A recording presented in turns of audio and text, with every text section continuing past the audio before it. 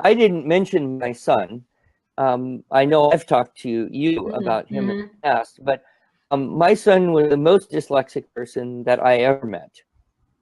He did not read anything. I mean, he could not read a sentence until he was almost 11 years old.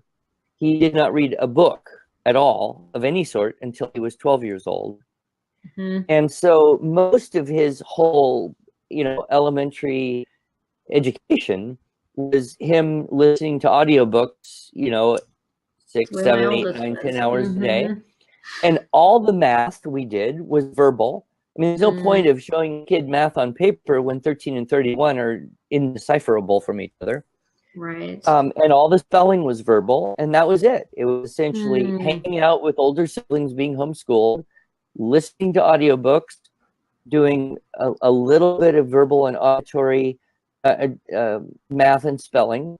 And that was it. But, what happened was, when he did kind of click, it was when he was 12, there was this tremendous catch up. The first book he actually read all the way through was Bridge to Terabithia.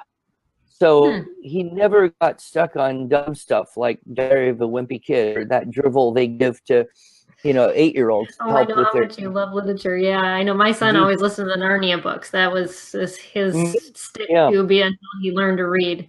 Yep. And there's, those that is something I'm just constantly trying to help parents realize is, because he only listened to good and great books, and because he did so in such huge quantity, when he started to read and write fluently around 14, 15, his writing was actually much more eloquent in many ways than any of vocabulary builds. They know sentence structure. You learn it by listening to it. Yeah, absolutely.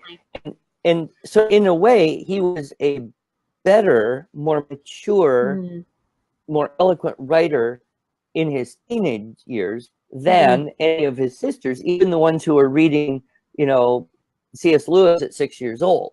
So that's one thing I point out.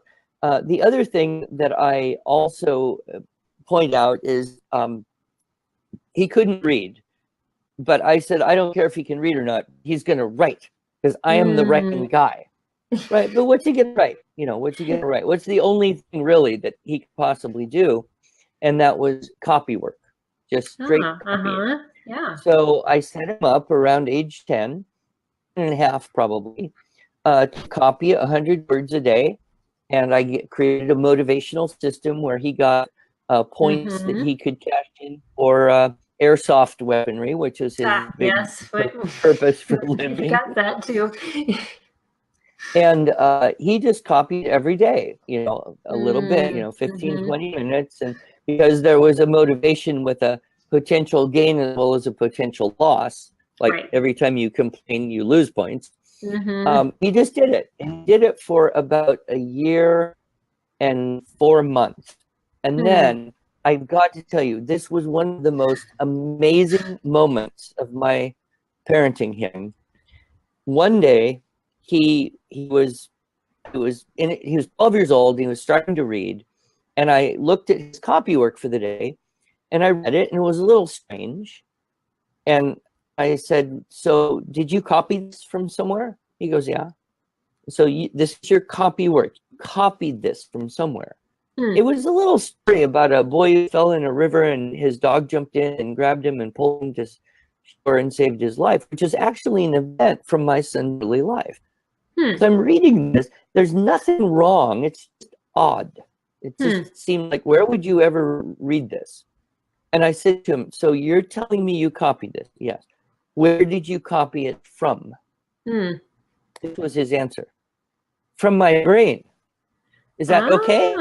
And it blew my mind because I started to see the incredible power of building the fluency of just putting words on paper. Exactly. And then it built that bridge. It made those neural connections. It got the fluency and confidence. And and you know, at that point, the copywork kind of died, and he came into my writing classes, and like I said, he became possibly the best of all my kids.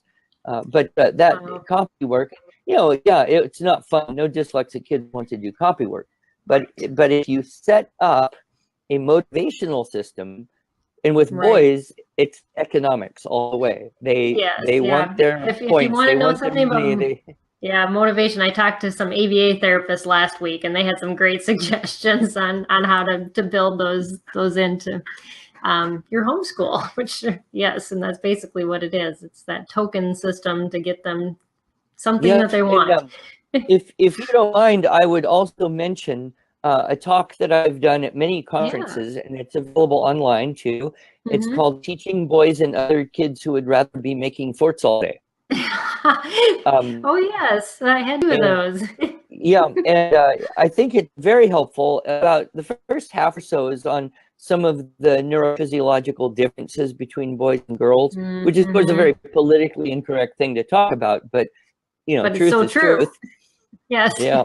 And the second half is all kind of on the art and science of motivation. So that might be useful to some of the listeners as well.